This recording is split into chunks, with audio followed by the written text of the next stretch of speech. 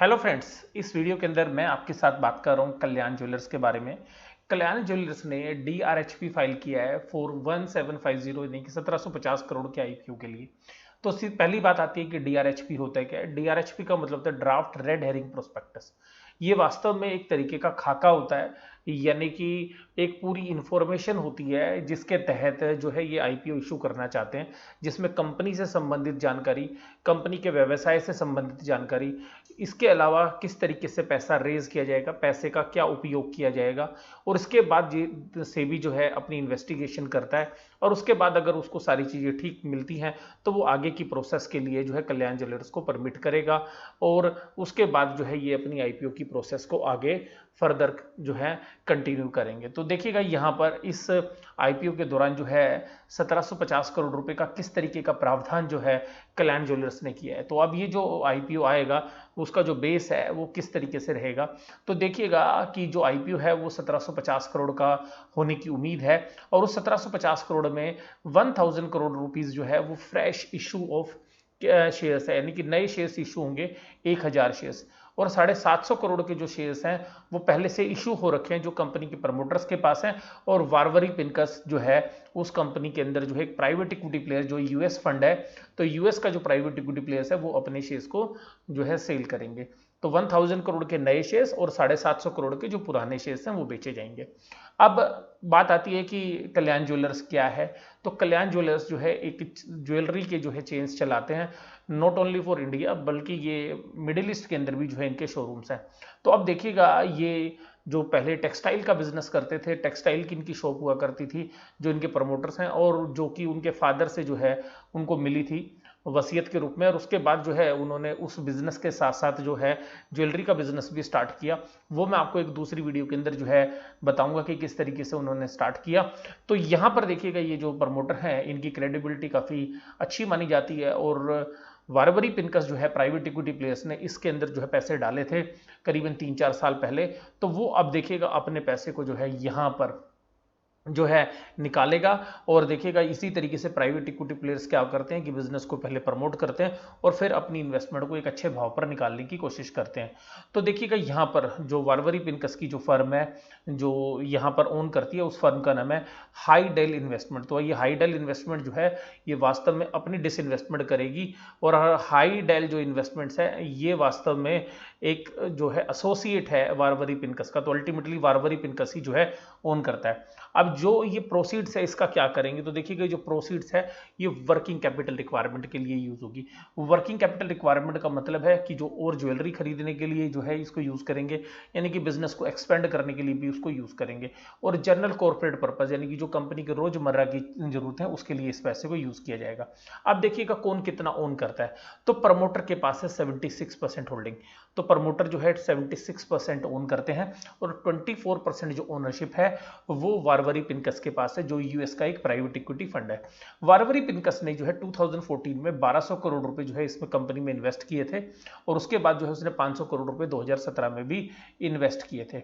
और उसके बाद देखिएगा 31 मार्च 2020 को अब ये कंपनी कितना प्रॉफिट अर्न कर रही है ये ध्यान से समझिएगा कि ये जो कंपनी है इसके जो रेवेन्यूज है वो 10,000 करोड़ से ऊपर चले गए थे लास्ट फाइनेंशियल ईयर के अंदर, यानी कि मार्च 30 के अंदर, मार्च 31 का जो ईयर कंप्लीट हुआ था 2020 का, उसमें 10,101 करोड़ की जो इनके रेवेन्यूज थे, और जो प्रॉफिट था वो 145 करोड़ था। तो करीबन करीबन जो प्रॉफिट मार्जिन है, नेट प्रॉफिट मार्जिन जो है वो ज़्यादा नहीं है। मैं ये नहीं कहूँगा कि बहुत ज़्यादा जो है मार्जिन्स है, लेकिन आप ये देखिएगा कि यहाँ पर ये जो मार्जिन्स हैं ये काफ़ी अच्छे मार्जिन्स माने जाएंगे। अगर बिजनेस के हिसाब से देखेंगे तो 1.4% के आसपास के जो है मार्जिन्स माने जाएंगे। और ये जो प्रॉफिट में जो जंप है ये 487% का जंप था जो फाइनेंशियल ईयर 19 के मुकाबले में। अब यहाँ पर इसके कितने शोरूम्स हैं, तो देखिएगा इसके 107 शोरूम्स हैं इंडिया के अंदर और 30 शोरूम्स हैं मिडिल ईस्ट के अंदर। तो आप देखिएगा तो इनकी जो प्रेजेंस है वो ना केवल इंडिया के अंदर है बल्कि मिडिल ईस्ट के अंदर भी है। अब बात आती है कि इसका जो आईपीओ आएगा उसमें कौन कौन सी कंपनी जो है जो अफेक्ट हो सकती हैं या जिसके साथ इसकी कोरिलेशन है। तो देखिएगा इनकी कोरिलेशन जो है यहाँ पर अगर मैं बात करूँ तो ज्वेलरी बिजनेस में जो सबसे बड़ा प्लेयर है वो टाइटन के साथ है। तो देखिएगा जो टाइटन है वो बहुत बड़ा है इनके सामने। तो जो टाइटन जो है वो भी एक तरीके से आप समझिएगा कि ब्रांडेड ज्वेलरीज को जो है सेल करता है, और उसी तरीके से ब्रांडेड ज्वेलरी के फील्ड के अंदर ये कंपनी है। देखिएगा ये कंपनी पहले भी जो है करीबन 2 साल पहले भी जो है आईपीओ लाना चाह रही थी, तो लेकिन उस समय पर आईएलएफएस के जो इश्यूज हुए या कुछ तरीके की जो पीसी ज्वेलर्स के अंदर जिस तरीके से इक्विटी जो शेयर होल्डर्स हैं उनको काफ़ी निराशा हुई और उनके जो शेयर प्राइजेस टूटे, और उसके बाद जो टीबीजेड की जो परफॉर्मेंस थी वो भी उम्मीद के हिसाब से नहीं हुई।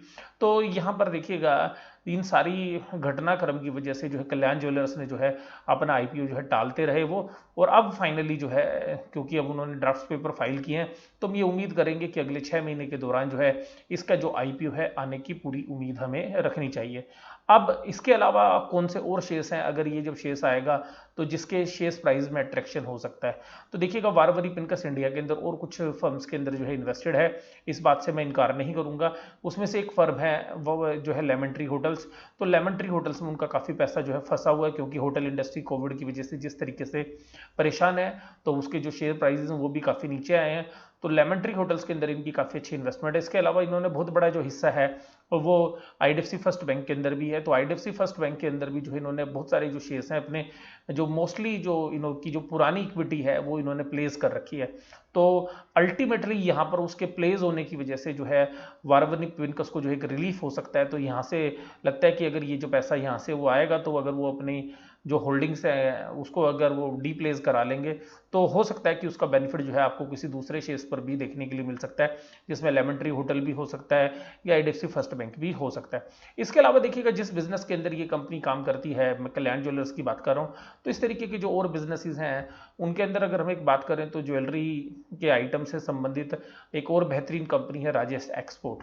तो राजेश एक्सपोर्ट के जो शेयर प्राइस है उसके ऊपर भी जब इम्पैक्ट आएगा, जब इसके आईपीओ आएंगे, अगर इसको अच्छी वैल्यूएशन मिलेगी तो देखिएगा राजेश एक्सपोर्ट का जो शेयर है उसके अंदर भी आपको एक अलग तरीके का जो है रुझान देखने के लिए मिल सकता है।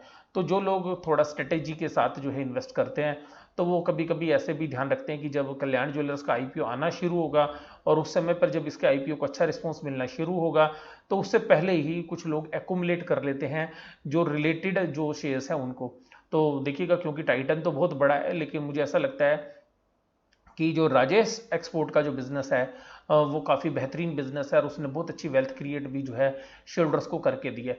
तो जो राजेश एक्सपोर्ट के अंदर जो है बहुत सारे लोग आपको देखिएगा जब इसका फाइनल हो जाएगा, क्योंकि अभी तो काफ़ी दूर है इसका आईपीओ, देखिएगा करीबन 5 से 6 महीने हमें लगता है कि लग सकते हैं। अगर जल्द आता है तो भी आपको ऐसा देखने के लिए मिलेगा कि जो राजेश एक्सपोर्ट के जो शेयर्स हैं उसमें एक एक्यूमुलेशन होनी शुरू हो जाएगी इसके आईपीओ आने से करीबन 1-1.5 महीने पहले ही।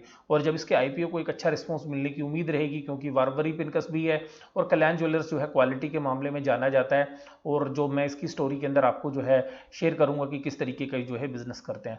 तो यहाँ पर केवल मैं आईपीओ से संबंधित जो बातें मैंने आपके साथ की और जो रिलेटेड न्यूज़ फ्लोज थे वो मैंने आपके साथ शेयर किए। तो आपको ये वीडियो कैसी लगी जरूर से जरूर आप मुझे कमेंट बॉक्स में बताइएगा। वीडियो देखने के लिए धन्यवाद। Thank you very much.